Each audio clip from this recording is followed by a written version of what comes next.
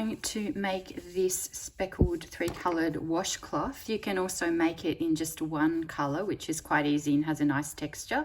If you'd like to look at the free pattern, it's on my website, see details below. You can also buy an ad-free PDF, and that is in the links in the description below. Don't forget to use the closed captions, and let's get started. So I'm using Hobby 8 cotton. You can use any fingering weight or even DK cotton. There are directions for both. I'm using a 3mm hook today. If you're using DK cotton, please use a 3.5mm hook, and of course scissors and tapestry. So I have tied a knot and I have chained 50 stitches so far. I'm going to chain 54. The main thing to remember, so now we've got 54, is that you want to be a multiple of 6, okay? Should be a multiple of 6, doesn't matter what size you make it, just because of the pattern. And now I'm going to start on the first row. So we're going to close off, we've got 54, we're going to chain 3, 1, 2, 3, and we're going to double crochet into the third chain. So the chain 2 counts as a double crochet at the start, and then we're going to all the way along the row chain 2, 1, 2, and we're going to skip 2 stitches. So you've worked into this one here, skip 1, skip 2, and then we're going to double crochet into that third stitch there, and we're going to do 2 double crochet. So we just repeat this all along the row, and I'll pause the video and I'll show you what this row looks like at the end. So just one more time, chain 2, skip 2 stitches, 1, 2, and double crochet into that third and fourth, or the next 2 stitches there. Okay, so I'm going to continue that to the end of the row, and then I'll show you what that looks like. Then we'll continue on to the next row. So that's just what my first little bit looks like. So basically you've got gaps here because we're going to work the different color in the next row into the gaps. So I'll just pause that here and then I'll show you the finished row. Right, so now we're joining the second color. If you're just doing one color, you will join the same color in a different ball because you're doing it for the texture. So at the end of row 1, I'm finishing my last double crochet, and to join the new yarn at the last loop, I pull through the new yarn and then tighten the other one, and then with the new one I do the chain 2 that's at the edge of every row. Now we're going to turn the work around. We're going to work back into these gaps. So what we're going to do is, I've done a chain 2 and that will cover over the first bit, and then we're going to work below. So you're sort of wrapping the yarn around and you're doing yarn over, putting your hook into the bottom row there, pulling the yarn through, so you're covering the gap, okay? And at the start this looks fairly loose. It would be better if it was a bit tighter.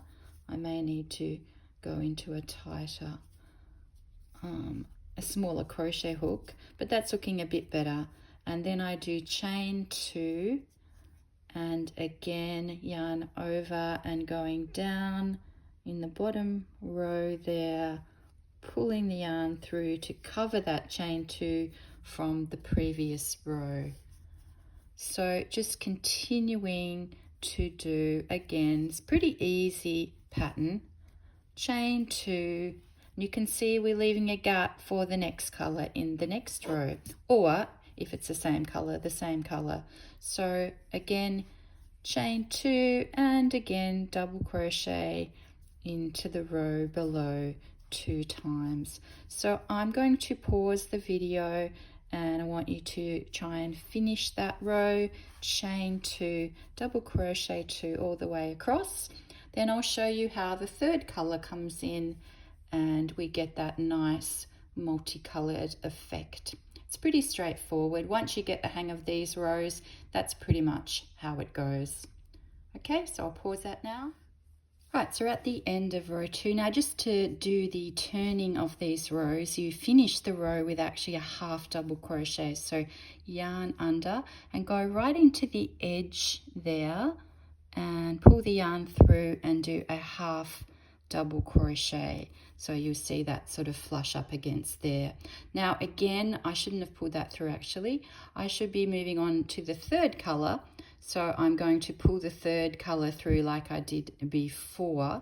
So there's your half double crochet again. And as I pull through, this time pull through 3 stitches, I'm going to pull through the new color.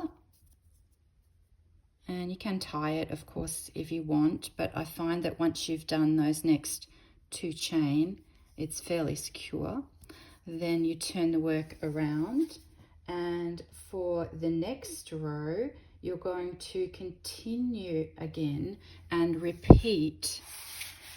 So I'm not sure about this color combination, but I thought it was a good color combination to show you the contrast. We've got the chain 2, and again, this time we do the double crochets into that row below in the gap there, and we put it through that stitch there, pull the yarn through, and just work the 2 double crochets like that. And again, chain 2, and we just continue along pretty easy, working to the bottom, double crochets below. So we're starting now to see this pattern come out in the 3 rows. So just, all you really have to remember for this pattern is chain 2, double crochet 2. Now it looks slightly wonky, but you'll find it gets neater as you go on, and you basically just keep repeating the chain 2 double crochet row till you get to the top. So I'm going to finish this row, then I'll show you the of course you can look at the free pattern on my blog, which is written in detail, and you can buy an ad-free PDF pattern on Etsy as well. The links are below in the description. So we'll finish this row, then I'm going to skip to the end and show you how to do the border. Right, so we do just keep repeating the rows until you get a square. For me it was 49 rows, and then I'll show you how to do row 50 and the border. But just before you complete all the rows, let me just give you a couple of tips. One tip is, as you're working into the first double crochet, sometimes it's kind of hiding on the previous row. So I like to pull back the stitch there. So when you work into that double crochet, make sure you get that first double crochet there. So you may need to pull back the stitch, kind of covering it there. So you work that 1, 2. So all of these rows again, just chain 2, double crochet, chain 2, double crochet 2, and then at the end we're going to do the half double crochet. And the other tip I wanted to tell you was to carry the yarn up the sides. You just get the previous yarn, the below yarn, and as you move up you put it over the top and you just carry it along the edge like that. See how that's bringing that one up.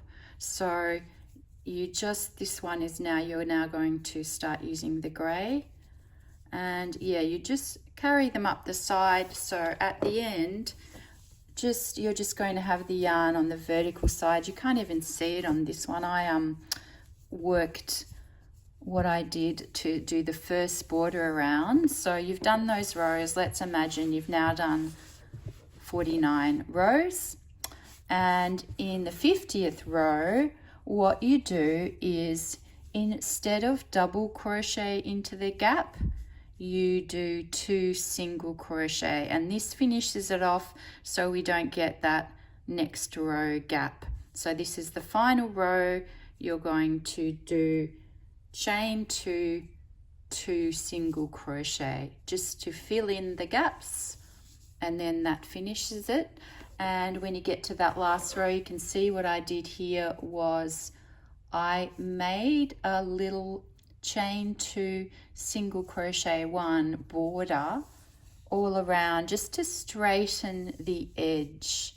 So actually it's single crochet chain 1 border first, and then I work 2 or 3 rows depending on what kind of border you want. I generally did about 2 rows of single crochet with 2 at the corners.